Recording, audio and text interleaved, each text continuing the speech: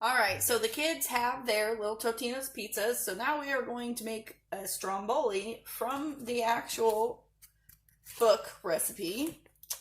So we're going to follow those instructions mostly. I like to do my own thing a little bit here.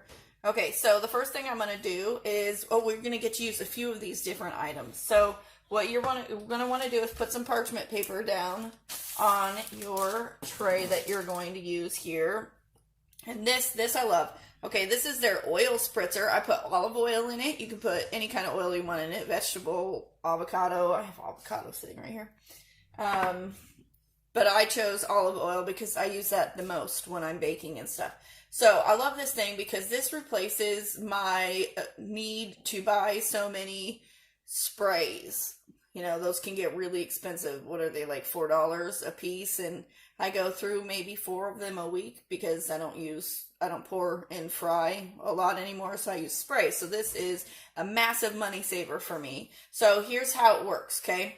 So to fill it, you just undo the lid and you pour it. Actually, it looks like it has very little in here, but you fill it up to probably about right here. Don't fill it up more than that because the mechanism in there needs some space too. If you fill it up too much, you're gonna have oil pouring over while you're putting it on. So how this works is this is actually a pump to make it into to mimic an aerosol, because it's not an aerosol, it mimics it.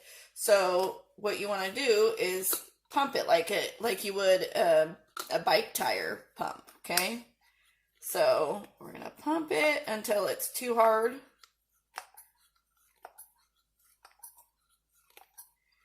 And then it will be ready to spray. So what we're going to do is we're going to lightly spray our parchment paper here. Clearly I did not pump it well enough.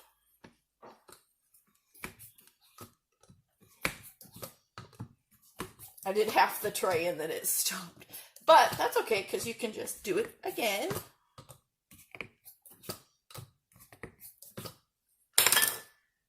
To do the other half. There you go. That was cool. So we'll save that for a little bit later as well. Okay, so we want that so that our Stromboli doesn't stick. Also, we're going to use our knife here. Oh my gosh, I'm really excited. This will be my first time actually using this knife.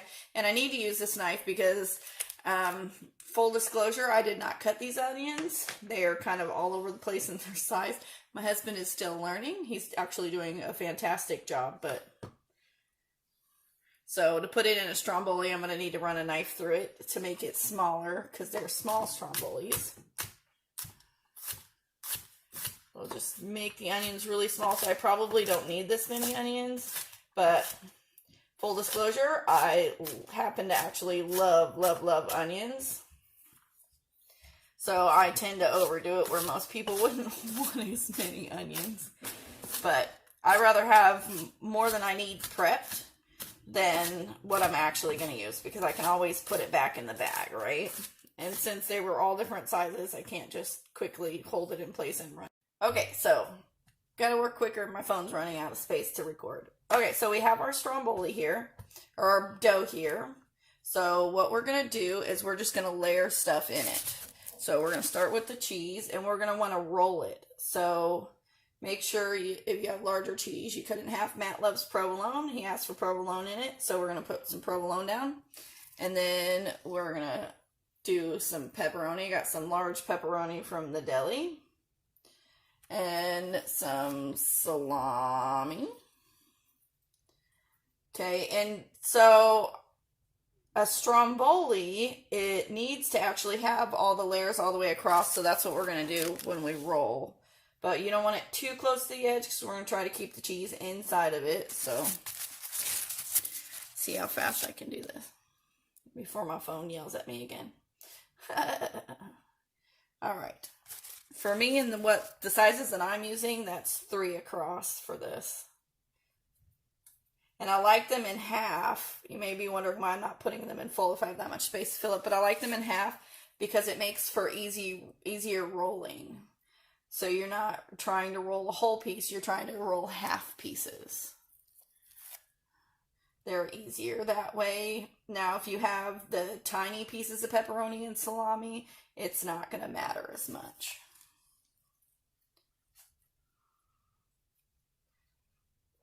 we go.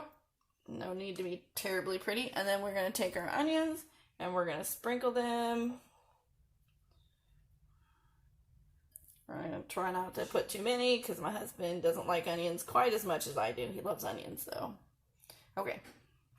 So then you're just going to take it from the edge and roll it, which is going to be only slightly difficult because the meat doesn't want to roll. But rolls quite nicely, I think. All right. So then where you have your seam, just pinch it. Okay. Pinch, pinch, pinch, pinch, pinch, pinch, pinch, pinch, pinch. And then your edges, just fold it up and pinch closed, fold up and pinch closed, and then flip it over on its seam. Okay, so now what we're going to want to do is we're going to want to spray it. Okay, I'm going to show you this on this one real quick, and then we'll turn off the camera to do the other one since it's mad at me. So you want to spray it really quick. Okay, and I made my own Italian seasoning blend. He likes hot stuff, so I put some red pepper flake, basil, parsley, oregano, fresh ground pepper. I have my own coffee grinder to make pepper because I like fresh ground pepper that much. Okay, so then we're going to take, I lost the knife, there it is. We're going to take the tiny paring knife. This is also a Pampered Chef. And what you're going to do is you're going to want to make 3 slits across. If you do not, your dough will bubble up wherever it feels like. This controls where it bubbles up and separates, okay? And so with the oil on top, that's how this is going to stick. So you're just going to sprinkle your Italian seasoning blend, whatever you like most. And if you're like making a Mexican style stromboli with some different meats, you can put paprika, cumin mix on top. You can do all kinds of different things. It'll be awesome. So then we're going to move this over here, and then we're going to put our stromboli down. And so I'm going to turn the camera off. I'm going to make the second one, and then we'll be back. Okay, so we have our beautiful strombolis here. 1 refrigerator roll makes 2 good-sized strombolis. Something to note when you're done using this, after it's pressurized, you need to depressurize it. So just undo the top. You'll hear it go, and it'll be done. And then you just put the lid back on, and that's good to go for sitting there. Okay, so our stromboli, we're going to put here. I'm going to put it at the bottom. Actually, we should probably put it in the middle. Let's try it in the middle rack. Okay, and then it says to use the bake. Obviously, we're going to use the bake. And then it says for this stromboli should be 14 minutes. So we will see how that works. All right, baking 14 minutes. And light, because we want to see what it looks like. Here's our, oh, you can't really see the parchment paper is being blown up. Alright, so we'll cut the video back in when it is done. Okay, so our beeping went off to tell us we are halfway done with our cooking. So we need to pull it out and check it and turn it. Oh my gosh, I think it's done. Ah, how beautiful is that? But first, before we decide it's done, let's check the bottom. Yeah, the bottom's not quite done. Okay, so we're going to move this thing to the bottom of the pile. Turn it around, move it around. And we'll let her go some more and see how that does. But we definitely need to keep an eye on it and make sure we don't overcook the top. But with stromboli, since it's not pizza, if it's still cooking too much on the top and not enough on the bottom, we'll just flip them. Easy peasy. Okay, so I reread the instructions again. Always good to read them multiple times.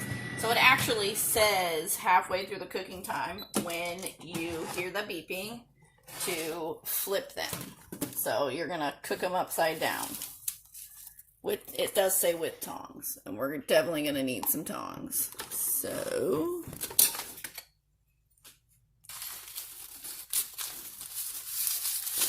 there we go. Yeah, because you can't see. I'll show you in a second. It's actually very doughy still at the bottom here. Okay, Okay, so this is what the bottom looks like. So it's still doughy, so that's why we need to flip them. So we'll put them back in the bottom here. Close her up and let her finish. Look at the, oh, it just went off, but look at this. Oh, the angels are singing.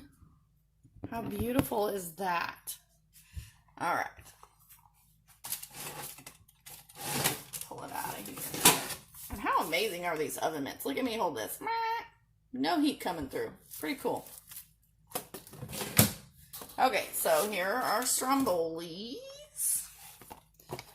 And we will now plate them. That's pretty cool how that cooked, huh? Stick one up there. And this actually will feed a family of 4. Just this one roll dough.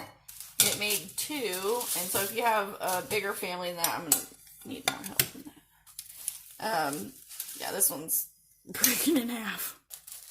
Anyway, this will feed a family of 4. You just cut them in half and then put some salad veggies on the side.